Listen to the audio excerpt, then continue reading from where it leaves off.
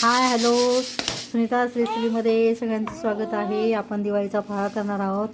आता आपण मुरमुऱ्याचा चिवडा करून घेणार आहोत. अशा प्रकारचे मुरमुरे मी आणलेले आहे, बघू शकता. इथे मी मका पोहे आणून घेतलेला आहे. डाळ आणलेले आहेत पावशेर, अर्धा किलो मका, अर्धा किलो पावशेर शेंगदाणे.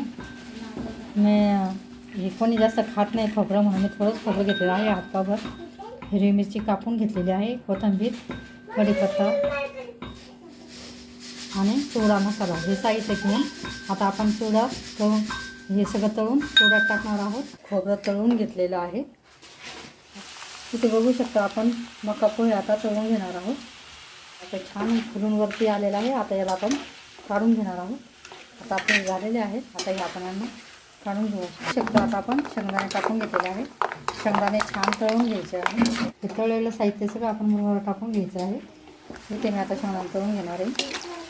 हे तळून झाले की आपण हे शेंगदाणे पण त्याच्यावर टाकून घेणार आहोत. तळून घेतलेलं आहे. आता आपण हे पण मुरमुऱ्यामध्ये टाकून घ्यायचे आहे.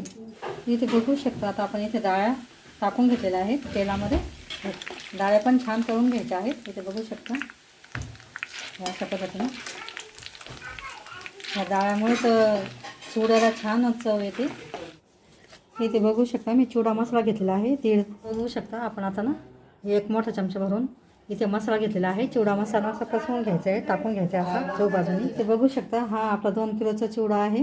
याच्यात मी 2 चमचे हा चिवडा मसाला टाकून घेतलेला आहे. बघू शकता. इथे बघू शकता मी आता थोडं कमी तेल करून घेतलेलं आहे. आता 2 चमचे मी मोहरी घेतलेली आहे. बघू मोहरी तडतडली की आपण 2 चमचे जिरे पण टाकून घेणार आहोत. इथे बघू शकता आता हा कढीपत्ता पण छान असा परतून झालेला आहे. हिरवी मिरची पण आपली छान परतून झालेली आहे, बघू शकता. आता इथे मी 1 चमचा हळद टाकून घेणार आहे. याच्यातच हळद पण छान परतून घ्यायची आहे. आता हे सगळं साहित्य आपण चिवड्यामध्ये टाकून घेणार आहोत. इथे बघू शकता. आता आपण हे हिरवी मिरची आणि कढीपत्ता, जिरे मोहरीची फोडणी करून याच्यात आता चिवड्यामध्ये आपण टाकून घेतलेलं आहे. आता याला छान मिक्स करून घ्यायचं आहे आपल्याला. इथे बघू शकता. आता हे इथे बघू शकता मी ते 1 चमचा हे मीठ टाकून घेतलेलं आहे. आता मी इथे थोडं तेल घेऊन आता याच्यामध्ये कोथिंबीर छान तळून घेणार आहे. कोथिंबीर सगळ्यात शेवटी टाकायची आहे. तिला छान मीठ धुवून तिला व्यवस्थित आता तिला छान तळून घ्यायची आहे. इथे बघू शकता. आता आपण कोथिंबीर पण छान अशी परतून घ्यायची, तिला कडक होईपर्यंत. तिच्यातला ओलावा पूर्ण गेला पाहिजे.